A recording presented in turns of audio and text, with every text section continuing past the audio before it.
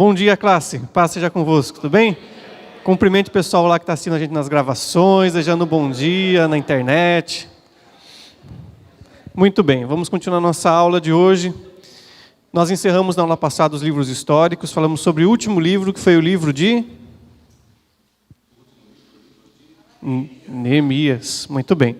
No qual encerramos a história do povo de Israel, desde a sua criação lá, a partir do chamado de Abraão, até a sua saída do Egito, da escravidão, libertos através de Moisés, dos milagres de Deus, sua introdução na terra de Israel, as primeiras lutas, a sua estabilização, o reino de Israel, o reino dividido de Israel e os cativeiros assírios e babilônicos e o retorno.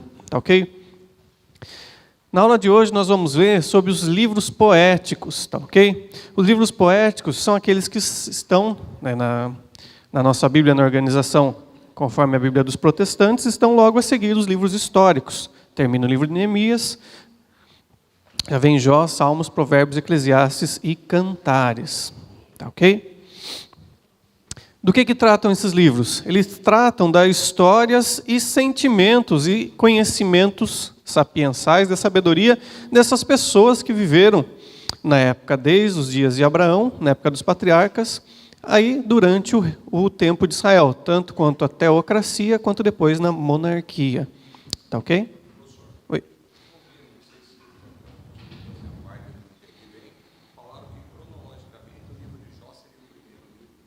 Sim. Mas quando você fala de Gênesis, é o princípio, o começo, é a criação, como que ele faz isso? Vamos lá, uma pergunta a respeito da cronologia do livro de Jó. Alguns estudiosos colocam, pela comparação, o livro de Jó é um livro poético, então não é um livro histórico que tem tantas informações. Mas pelas poucas informações que aparecem, eles colocam a vida de Jó e seus amigos que fazem visita a ele, que conversam com ele, que repreendem ele, colocam ele nos dias, no mesmo contexto dos dias de Abraão, que ele vivia na região desértica lá do Crescente Fértil, era um rico comerciante e criador de gado, ou seja, tinha um panorama cultural parecido com os dias de Abraão. Okay? Então, alguns estudiosos colocam a vida de Jó, a vida dele, não a confecção do livro, então a vida da história relatada de Jó, por volta entre o ano 2000 até 1800 a.C. Por isso que algumas cronologias colocam Jó como um dos primeiros livros da Bíblia. Isso. Se você comprar, por exemplo, se adquirir a Bíblia Bíblia em ordem cronológica, que aqui no Brasil é impressa pela editora Nova Vida, Mundo Cristão, não lembro agora, é de autoria de Eduardo Rizzi, já é antiga, já é dos anos 1970, né? O americano Eduardo Rizzi e outro camarada dele que eu não lembro agora. Você vai ver assim, tem lá a criação, né, na eternidade, tem o Evangelho de João, lá no princípio era o Verbo estava com Deus. Fala de Gênesis, né? Dos 2 primeiros capítulos, da criação do mundo e do ser humano, daí depois, antes de aparecer Abraão, aparece o livro de Jó. Então é apenas nesse contexto, tá ok? Tá bom? Para o nosso conhecimento e entendimento bíblico, da Bíblia no total, não muda muita coisa, mas se quer se aprofundar acerca das questões cronológicas, né? Óbvio que tudo é aproximado, nada é preto no branco, posso falar, porque ninguém estava lá. Você não estava lá, não tem registro do cartório celestial, fala, não, foi tal dia que aconteceu. Não dá também, puxar lá. Tá bom? Então, aproximadamente é isso. A questão cronológica da vida de Jó, não da autoria do livro. Da datação da autoria do livro nós vamos falar daqui a pouco nas nossas aulas. Tá ok? Então, ele é composto por 5 livros. Certo? Cada um vai tratar de um tema específico que nós vamos abordar, mas nós vamos ver de um modo grosso aqui, genérico, antes de abordar cada livro específico. Tá ok? O livro de Jó, composto por 42 capítulos, vai tratar acerca do sofrimento do justo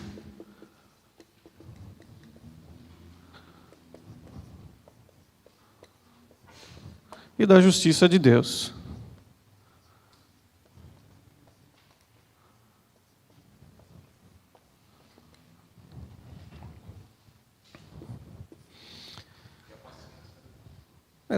Está dentro aí, no pacote do sofrimento justo.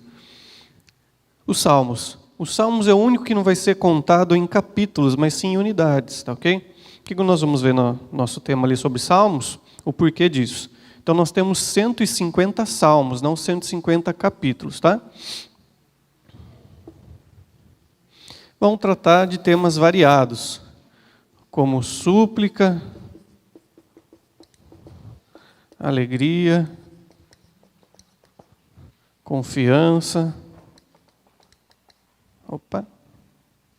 Confiança e soberania de Deus.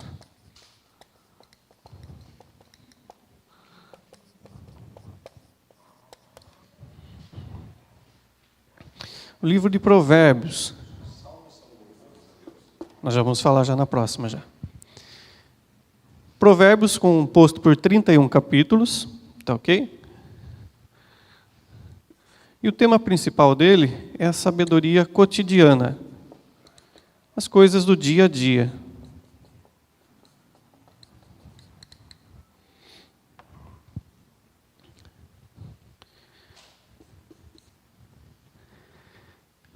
O livro de Eclesiastes, composto por 12 capítulos, vai tratar acerca da nulidade ou da vaidade da vida, né?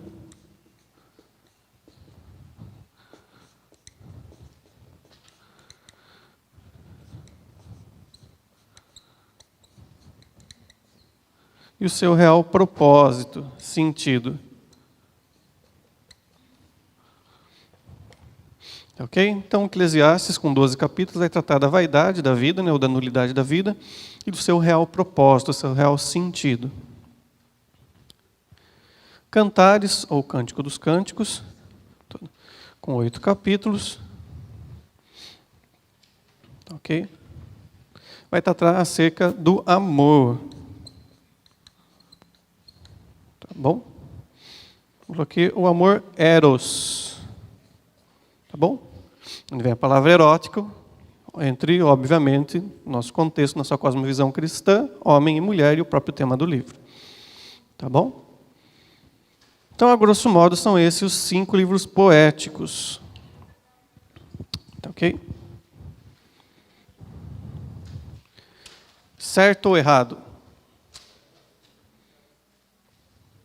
Oi.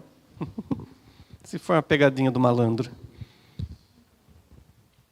Então, o primeiro livro que nós vamos abordar vai ser o livro de Salmos, tá bom? Ele toma um pouquinho mais de tempo. Até no livro de estudo nosso, ele aparece na sequência como o primeiro. Ele toma 2 capítulos, né?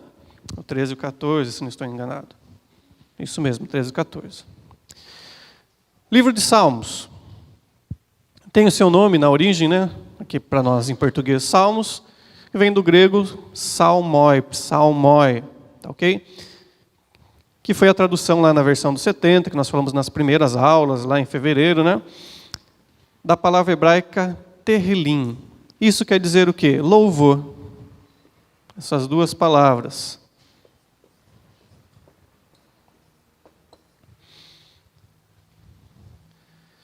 Que também é a mesma coisa que a palavra grega, que veio para nós o elogio, que é o elogio.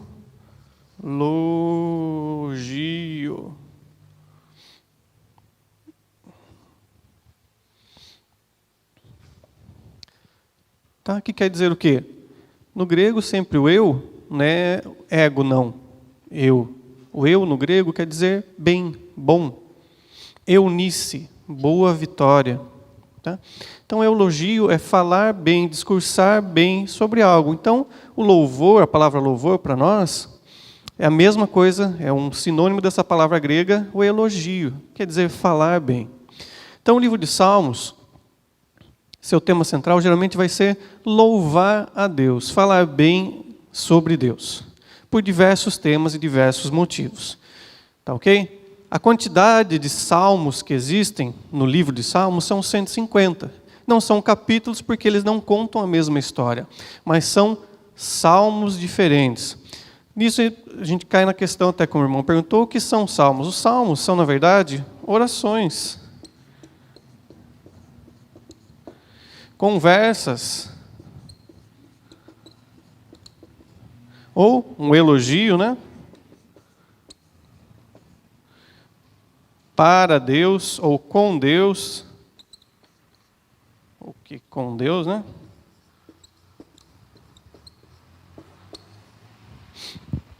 Do autor, então é uma conversa, uma oração do autor com Deus ou um elogio do autor para Deus, tá? Nessas orações, que a maior parte delas foram feitas, né? Depois do período de Davi, para ser feitas de forma musical, de forma musicada, cantada a capela, apenas com vozes, ou acompanhada por instrumentos musicais.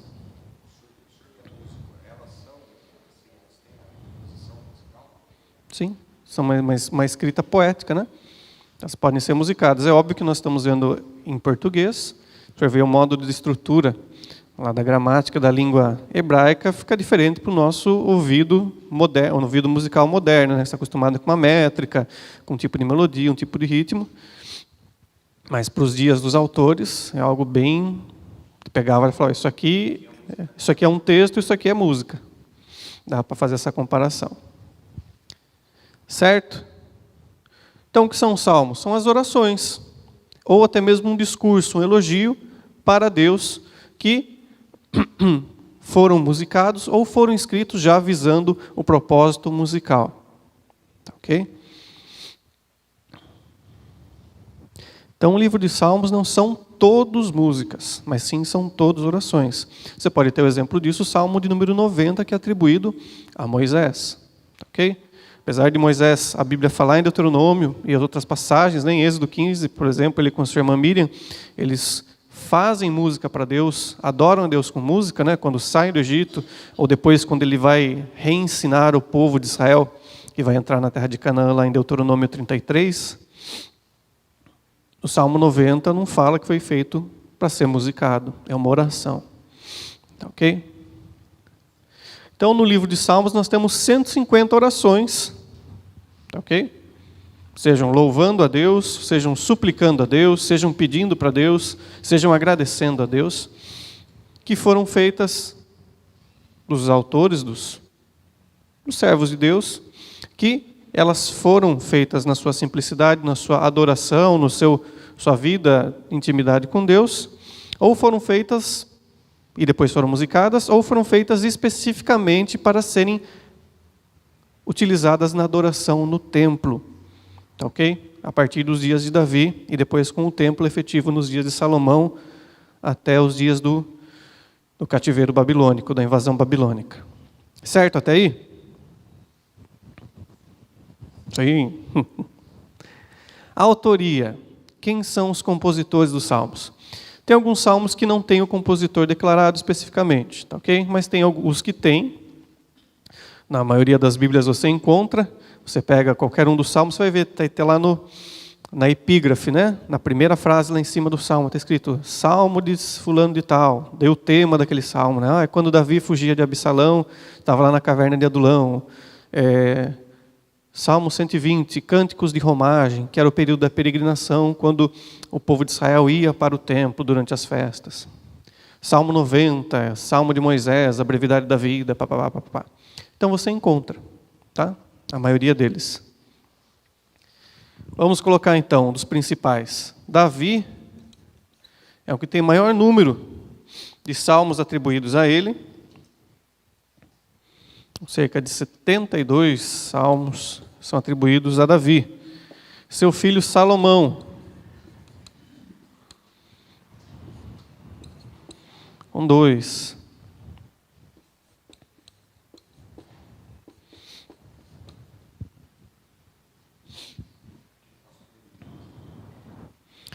Asaf e o grupo dos levitas.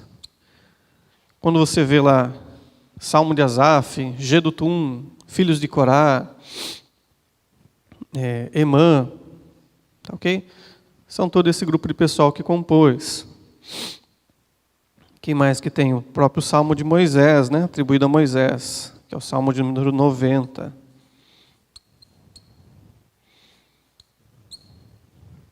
E muitos outros que a autoria não é declarada. Tá, ok? Certo até aí? A temática dos salmos é diversa. Assim como você, cada dia você ora para Deus, você agradece, você pede uma coisa diferente, você agradece por um motivo diferente, você se desespera, se rasga diante de Deus por um motivo diferente, assim na vida dessas pessoas que viveram nos dias da antiguidade, na época de Israel também, a temática era diferente de acordo com o que elas estavam vivendo. Certo? Então vamos colocar alguns principais temas, conforme o nosso livro numera. Vou colocar aqui nessa outra lousa aqui, para ficar mais fácil.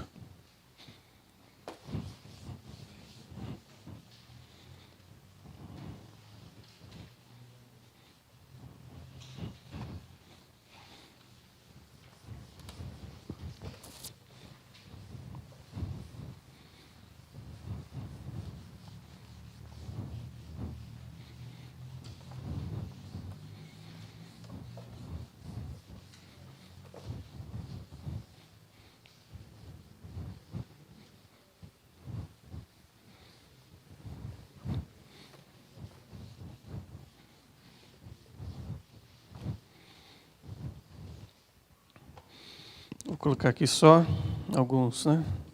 Alegria, súplica,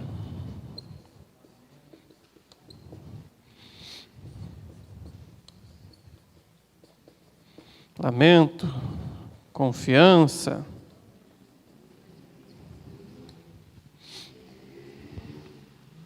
tá ok?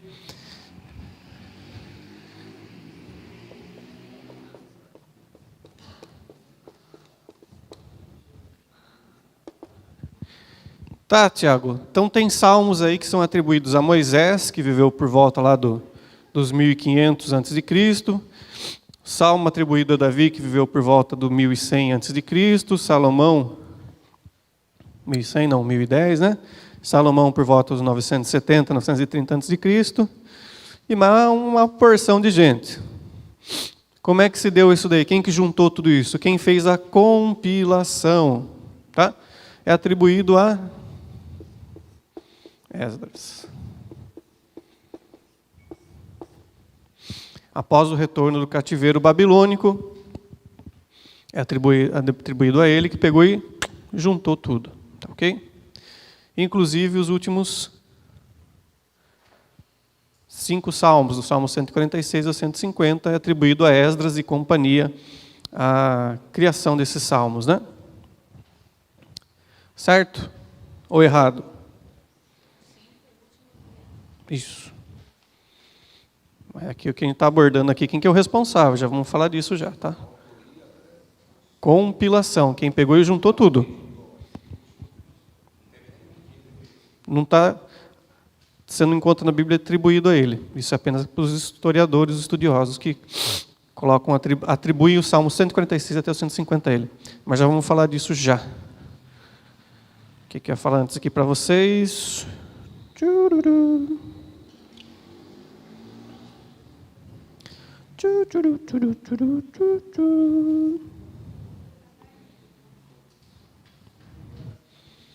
Volta. Fugiu. Já volta, já. Vamos lá, então. Nessa compilação, nós podemos fazer, muitos estudiosos veem a seguinte divisão desses 150 salmos, né?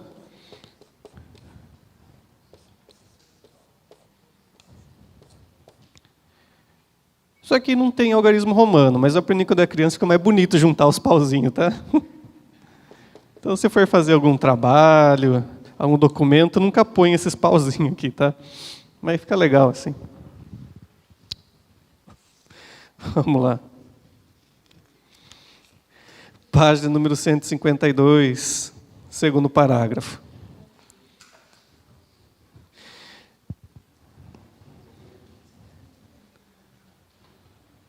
Tá ok? Então, conforme a divisão lá na época do retorno do cativeiro babilônico, esses 150 salmos eram divididos em 5 livros ou 5 rolos. Tá ok? E na nossa Bíblia também. Se você pega, você vai ver lá, primeiro livro, ou livro 1, ou livro 2, né, em algarismo romano, livro 3. Você pode pegar e ver. Na sua Bíblia tem também. A maioria das Bíblias, tanto protestantes quanto católicos, você vai ter essa divisão. Então, o primeiro dos 5 grupos é do Salmo 1 até o 41.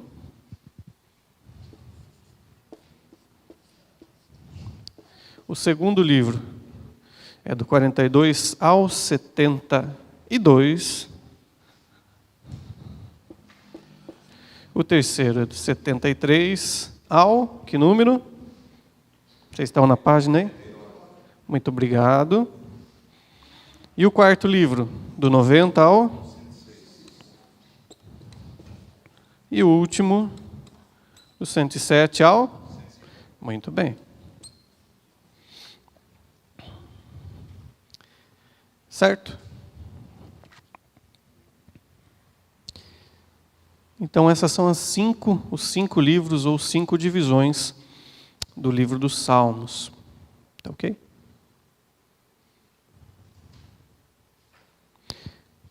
Essa divisão não está separada por temas, não está separada por autores, é apenas uma divisão que permaneceu desde os dias lá das sinagogas constituídas depois do cativeiro babilônico. Tá?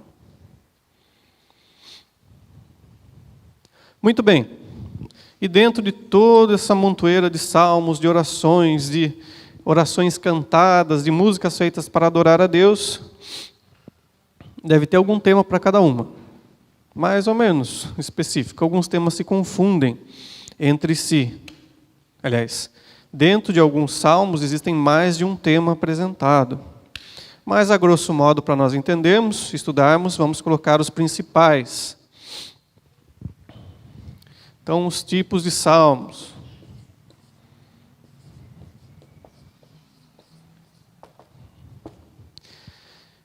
Primeiro, de lamento.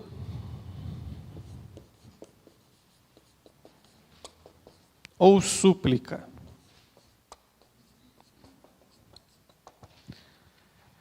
O que é isso aí, Tiago?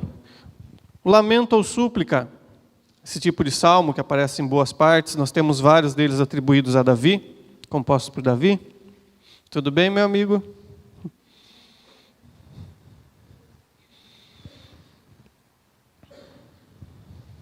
Temos aluno novo hoje, vai participar conosco. Então, o salmo de lamento ou súplica, o autor, ele apresenta o motivo da sua queixa. Nós temos aqui na página de número 154, 155, mais ou menos a estrutura desses salmos de lamento ou súplica. Então, o autor apresenta o motivo da sua queixa. Primeiro, ele mostra que ele confia em Deus. Depois, ele fala por que ele estava desesperado, por que ele estava triste, por que ele estava sofrendo. Daí, depois, ele mostra qual o seu desejo, a sua petição para Deus. Vamos dar um exemplo. Primeiro, ele abre o salmo lá falando que ele confia em Deus e Deus é o refúgio dele. Depois ele fala, olha, estou sendo cercado por muitos inimigos. Eles têm me ameaçados como cachorros ferozes, estão rasgando a minha carne, um rio está inundando e me afogando. Depois ele pede para Deus sua petição, o que ele espera, anseia de Deus. Fala, Deus, livra-me desses meus inimigos, ou livra-me do açoite da vara, e piriri pororó, tá ok? Ou afasta, apaga esses inimigos. Depois ele mostra a sua confiança em Deus. Ele fala, olha, eu confio no Senhor, apesar das tribulações, eu confio em Ti, apesar das adversidades. E a última estrutura, ele faz um voto de louvor. Ele fala, olha, se o Senhor me livrar, louvarei o Teu nome na congregação, celebrarei de eternidade a eternidade. Enfim, a estrutura do salmo de lamento geralmente é essa. Ele faz uma abertura, principalmente os salmos que são atribuídos a Davi, que tem essa temática do lamento, da queixa. Ele apresenta primeiro que é para Deus aquela oração, que ele confia em Deus. Ele mostra a sua situação. Ele mostra o que ele espera de Deus. Ele mostra que ele confia que Deus é poderoso para fazer aquilo. E finaliza com um voto, falando, olha, se o Senhor me livrar, vou apresentar sacrifícios agradáveis. Os de Davi principalmente fala, vou celebrar, vou louvar o seu nome na congregação. Vou ensinar às gerações o teu poder e a tua majestade. Certo? Então, os salmos de lamento, súplica, tem geralmente essa estrutura. principalmente os que são atribuídos a Davi. Tá ok? Sim ou não? Vocês estão vivos apesar do frio? Eu não sei onde enfiei minha caneta, mas achei.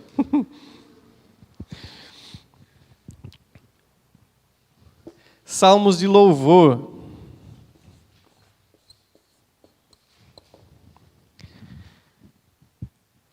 Geralmente são dois tipos. Declaração ou convite.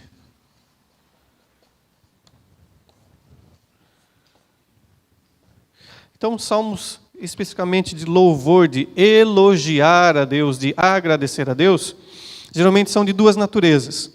Ou o autor ele vai e declara, olha, eu louvo a Deus porque Ele me livrou, tem me feito muito bem, e vou louvar de geração em geração, pois Ele livrou o seu povo Israel, ou Ele me salvou, livrou-me da boca do inimigo, e piriri pororó. Ou ele convida a adorar a Deus pela natureza de Deus. Salmo número 100. Celebrai com júbilo ao Senhor, todos os moradores da terra, serviu com alegria, pois nós somos povo seu, rebanho seu, pasto seu, Ele é o nosso Criador. Tá ok? Salmo 122, me alegrei ao poder ouvir, vamos à casa de Deus. Parará, parará, parará. Muito alegre vim na casa de Deus. Domingo à noite, frio, chuva, seriado na TV paga, seriado no Netflix. Vamos à casa de Deus. Tiago vai cantar aquela música de novo lá. Mas ele convida a celebrar a grandeza de Deus, a majestade de Deus, o poder e a soberania de Deus. Tá ok? E o interessante quando nós falamos da questão de louvar a Deus, eu já volto aqui para a questão dos temas, dos salmos, é interessante isso, quando nós vamos na casa de Deus, a nossa interação com o momento de louvar, de adorar a Ele, seja no momento musical ou não musical. Tá ok? Geralmente quando nós entramos na nossa vida religiosa, tá ok? Ou quando tomamos consciência, de repente você nasceu, sua família já participava de uma igreja, cristã, católica, ortodoxa, evangélica, e você cresceu naquele ambiente, você já sabe como que começa o culto, como que é o meio, como que é o fim, e você às vezes não interage muito. Ou quando começa, já com a fase da consciência, comecei a participar de uma religião, e a pessoa geralmente chega na igreja, ela tem o período do louvor, a parte musical, né?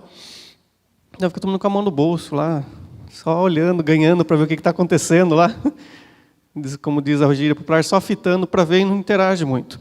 O problema é que no decorrer do tempo, quando nós somos alimentados pela palavra de Deus, nós reconhecemos que Deus é o Senhor da nossa vida, nos batizamos, confessando que morremos por pecado e nascemos para Deus. Enfim, tudo aquilo que vocês já sabem e praticam. A nossa interação nos momentos de louvar a Deus é pouca, é mínima, quando não é nula, zero. Está lá o ministro da canção, está o pastor orando, e a igreja está com cara de plateia, e não é igreja, é corpo.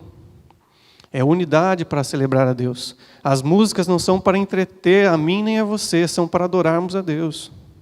Por mais que o ministro tente fazer um esforço humano lá para você pular, você saltar, mas o problema é o ministro, não, o problema sou eu e você, porque se a gente fluísse, se a gente andasse na direção certa, o ministro não ficava que nem um macaco de auditório tentando, vai lá, para a direita, para a esquerda, para frente, para trás, gata ré, quinta, sexta, não. Tá? Então a nossa interação, louvor tem que ser espontâneo, gratuito, deliberado da nossa parte a Deus. Mas não é a música que eu gosto, que eu não conheço. Então ora a Deus, fecha o olho, vai lá, entra na sua atmosfera lá, na sua órbita e adora a Deus.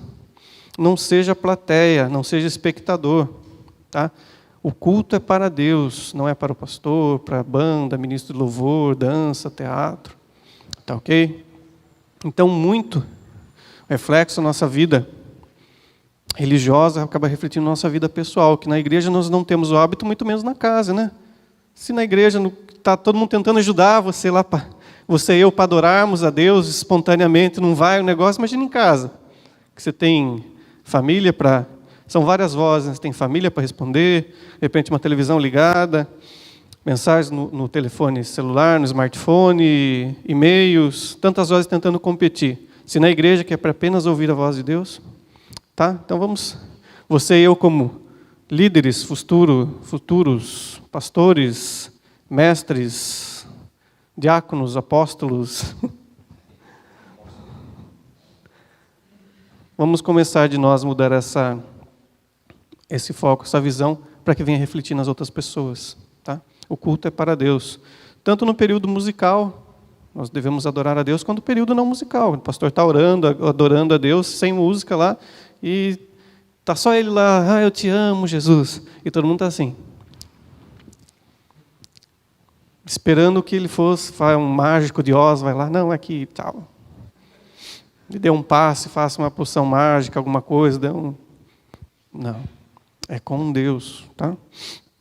Então, um período de adoração. Você vê essas intensidades, que principalmente eu falei disso acerca do convite para adorar a Deus, porque nos dias do povo de Israel, eles não estavam todo dia, não tinha culto todo domingo lá para eles. Havia adoração no templo, né? Tanto no tabernáculo de Moisés, quando no tabernáculo de Davi e no templo de Salomão havia adoração diária. Os sacerdotes sacrificavam todos os dias. O sacrifício da manhã e o sacrifício da tarde. O ofertante poderia ir lá e levar uma oferta que estivesse próximo, mas a maior parte do povo morava longe de Jerusalém. Ia apenas para Jerusalém, para o templo, adorar nos dias das festas. Páscoa, colheita, que é o Pentecostes, dia do perdão, que emenda com a festa dos tabernáculos. Então, iam pelo menos, no mínimo ou no máximo, 4 vezes no ano para adorar a Deus. Tá, ok? Por isso, esse desejo, você vê na expressão do autor, essa alegria em ir adorar a Deus.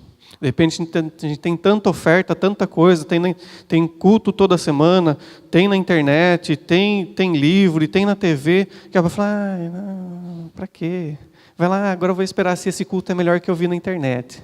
Eu vou ver se esse da internet é melhor que eu vi ao vivo. Tá? Então vamos ajustar o nosso foco, a nossa visão em adorar a Deus, independente das circunstâncias ao redor. Certo? Ou errado? Sim ou não? Tá bom? Jesus é melhor que Netflix? Perguntando, pessoal.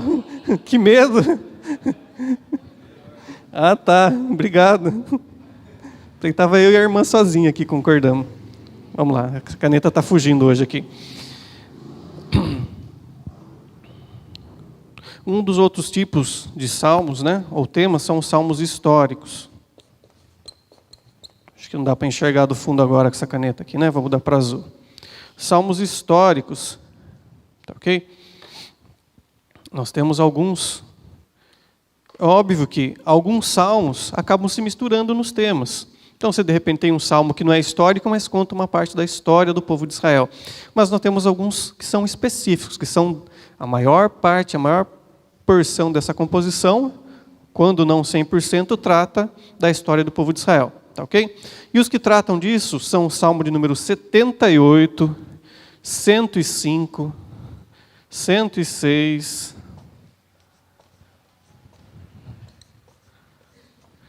135.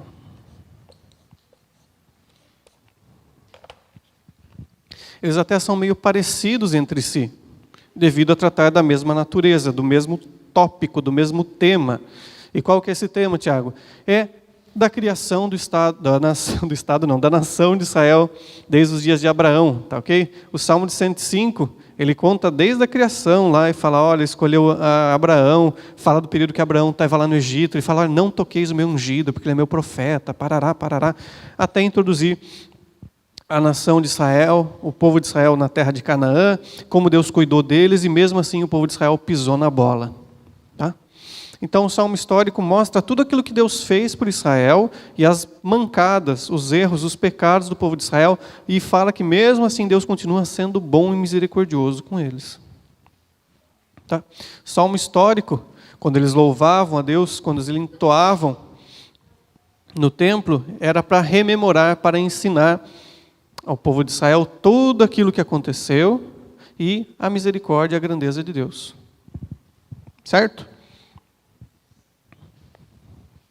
Aqui a caneta. Outro tipo de salmo, esse é o mais legal, né? Os imprecatórios. Imprecatórios. Também conhecido como maldição. Também conhecemos como o Salmo do Bento Carneiro, o vampiro brasileiro. Aquele que falava, minha maldição será maligna.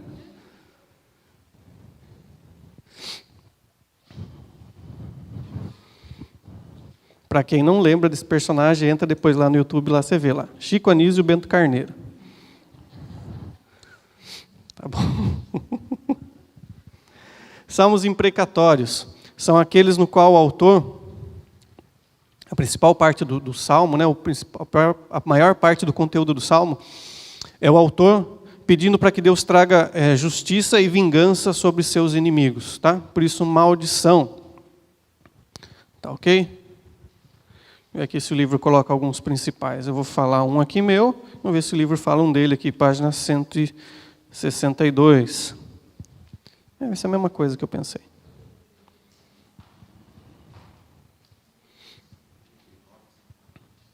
Vou colocar alguns que são bem claros aqui. Ó. O meu aqui, que é o número 3, o do livro 35, 69 e o 109, que é o Thunder Blaster Mega Gold Platinum Thunder Plus.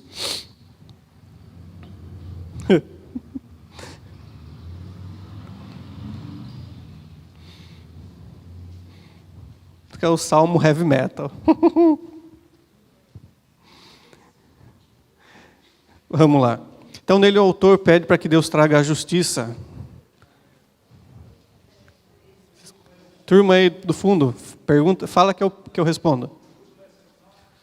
109. 109.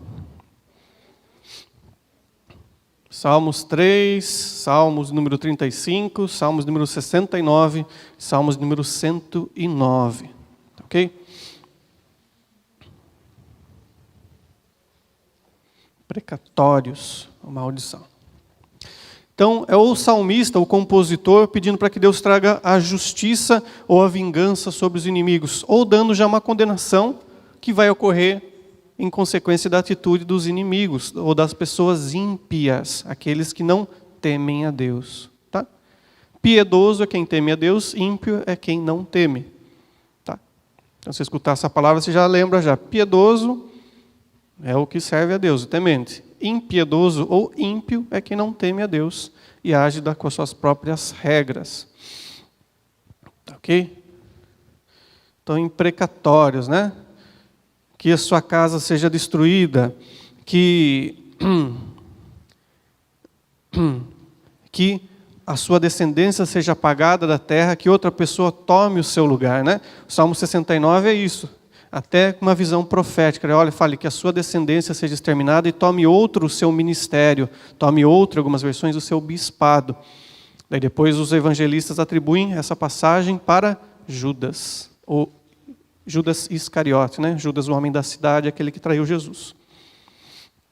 Salmo 69. E o mais legal de todos, o Salmo 109, né? Que ele fala da consequência. Ele não está pedindo uma vingança, mas está falando da consequência dos ímpios. Ele fala, olha, por não ter confiado a Deus e amado a maldição, que ela se apegue nele, que ela o vista como um cinto, o envolva e aperte até estrangular, que ela como uma água entre no seu ventre e corrompa por toda parte, né? É uma coisa bem bonita, você vai ler de noite antes de dormir, Salmo 109. Por ter desprezado a bênção e amado a maldição, que ela o agarre e o revista como uma roupa, como um cinto aperte, como uma água entre no seu ventre, e fique murcho, estéril, e morra desgraçado, praga do inferno, filhote do capeta, mini crack do Nabucodonosor, assim vai. É isso mesmo. Tem um que eu não lembro agora, né? Não é imprecatório, mas fala da justiça de Deus, não é de maldição, né? Mas ele fala, se eu não me engano, um salmo atribuído a Davi, que fala que o Senhor vai pelo caminho, no seu caminho de retorno, bebe água do ribeiro e esmaga, acho que Salmo 110, esmaga a cabeça dos filhos, dos inimigos, dos ímpios. É uma coisa bem delicada para você ler de noite antes de dormir, assim. É o Salmo heavy metal, o thunder, assim, pá, na cabeça do capiroto. Salmos de maldições e imprecações. Fala, puxa, Tiago, e convém a nós como cristãos ler, entendermos e até mesmo orarmos? Assim, cabe sim. Então já sei para quem que eu vou orar esse salmo, fazer essa oração. Fala, não é bem assim que funciona. No Novo Testamento nós vemos o Senhor Jesus fazendo até, quando você lê a Bíblia, você pega na versão revista e corrigida ou revista e atualizada, nós vemos lá nas passagens no Evangelho de Mateus, falando acerca, até o epígrafe está escrito assim, diversas imprecações, ou algumas ai mesmo de dor, ai sobre Corazim, Betsaida e Cafarnaum. Fala Jesus trazendo uma imprecação, uma maldição sobre essas cidades. Fala, olha, ai de ti, Betsaida e Corazim, que se em Sodoma e Gomorra fossem feitos os mesmos sinais e milagres que foram feitos em ti, elas de pronto se converteriam, se arrependeriam. E haverá no dia do julgamento menor peso para elas do que para vocês, porque não quereram. Tá? Então é uma maldição. O apóstolo Paulo fala na carta aos Coríntios, segunda carta aos Coríntios, fala, e eu entreguei ele para Satanás, para que destrua o seu corpo. Tá? Então, existe isso, sim. Então deixa comigo agora. Eu vou imprecar todo mundo. Fala, não vai não. Que Deuteronômio e no Novo Testamento está falando que minha é a vingança, diz o Senhor. Pertence a Deus. Tá ok? Certo? Oi.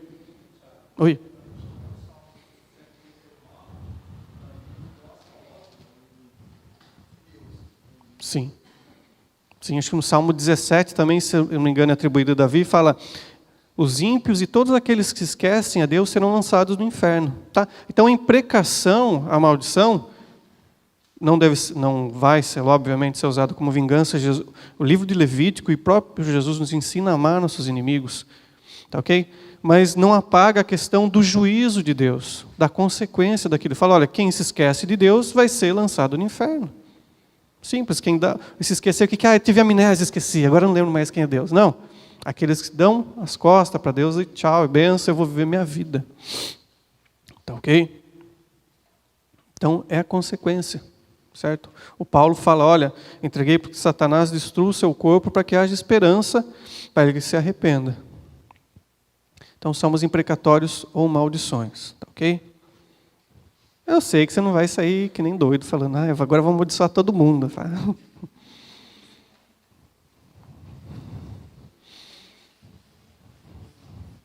Nem vem falar que eu ensinei na minha aula isso aí, povo doido.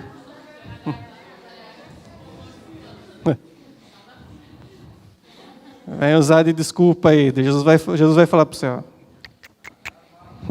Vai fazer assim, ó, vaza que eu não te conheço. É.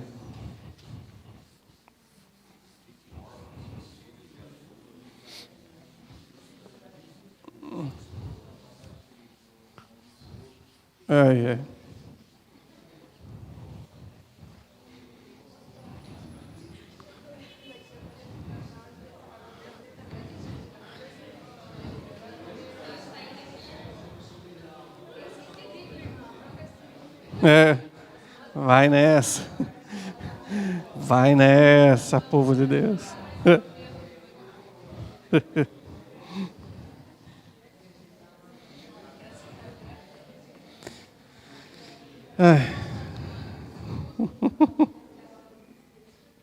Vamos lá. Estou vendo mesmo. 4 meses de aula, o que vocês lembram? De amaldiçoar o povo. Eu mereço. Daí só vejo o ano que vem o pastor Nelson falando, então, Tiago, obrigado por ter ajudado, mas nesse ano não precisa não. Não precisa voltar mais não, tá? Foi bom ano passado, já formou uma turma, vamos lá. Salmos de sabedoria, ou ensino.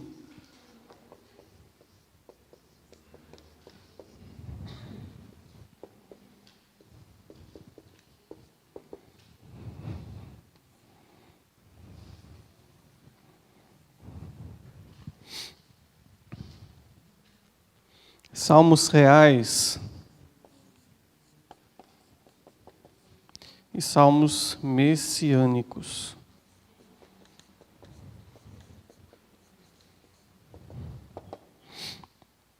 Tá ok? Vamos colocar alguns que o autor do livro coloca. Salmo número 1, o 37, o 73, o 112,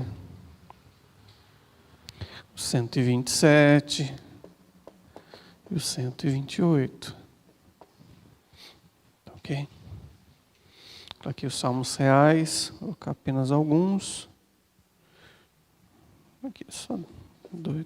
Tá? O livro coloca mais alguns, vou colocar só 2 para a gente falar rapidinho.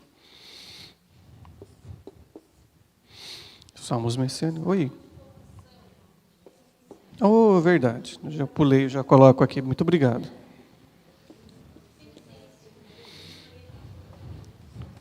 Penitenciário. Penitenciário espiritual vai quem fica amaldiçoando os outros. Olha lá. Que eu falei que Jesus amaldiçoou. Agora que a turma fala, não, pode. O professor falou que pode amaldiçoar. Olha lá. Tem. Que ensina a amaldiçoar. Tem mesmo. Infelizmente. Vamos lá. Então, os salmos de sabedoria é um ensino. Ok? São aqueles salmos que, obviamente, são uma oração. Tem a questão da menção do louvor a Deus, de adorar a Deus, mas parte do seu corpo, ou do seu conteúdo, ele envolve um ensino prático, que nem o Salmo de 127, que, se não me engano, é atribuído a Salomão. Ele fala, olha, em vão vigia em sentinela se o Senhor não... Em vão vigia o sentinela se o Senhor não... Em vão vigia o sentinela se o Senhor não... muito bem.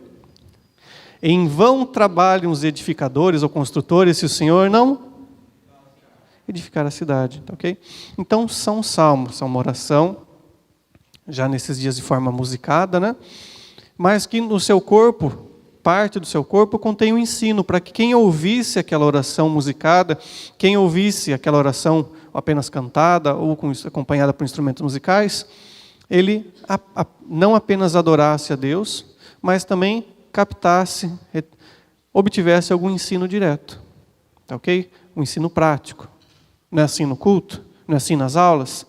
Você adora a Deus, fala, Deus é bom, glória a Deus, mas o que eu faço da minha vida agora? Não estamos no céu ainda para ficar adorando a Ele 24 horas. Fala, e agora o que eu faço lá?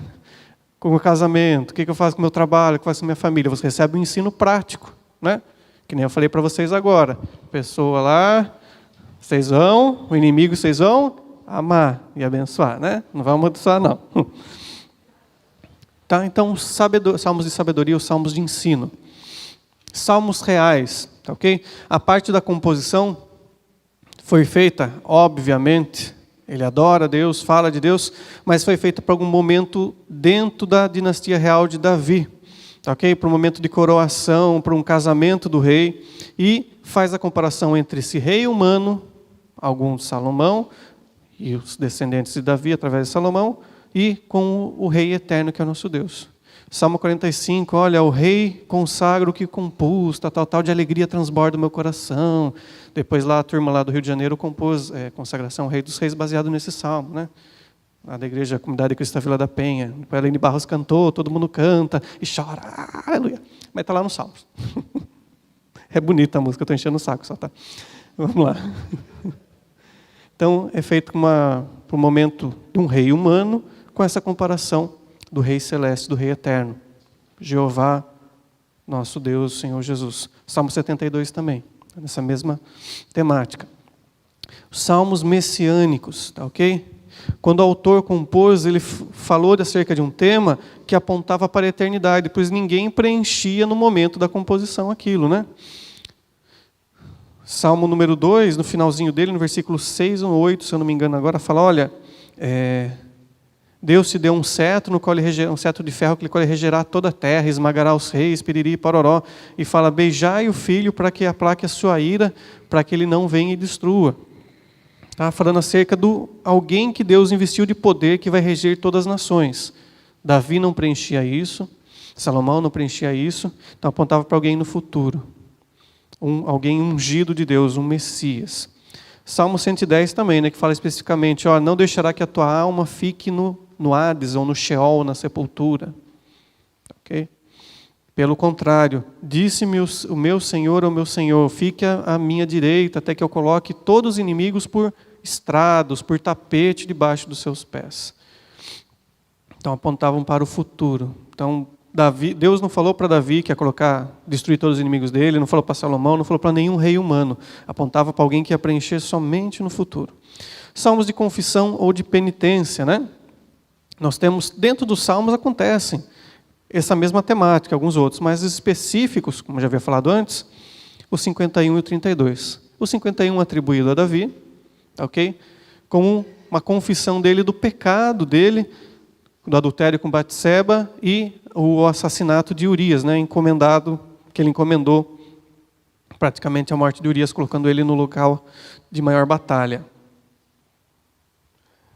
No qual ele fala, cria em mim, Deus, um coração puro, não retires de mim teu Espírito Santo, renova em mim um espírito reto, não retires de mim teu Espírito Santo, pois o coração quebrantado e contrito o Senhor não desprezarás. Parará.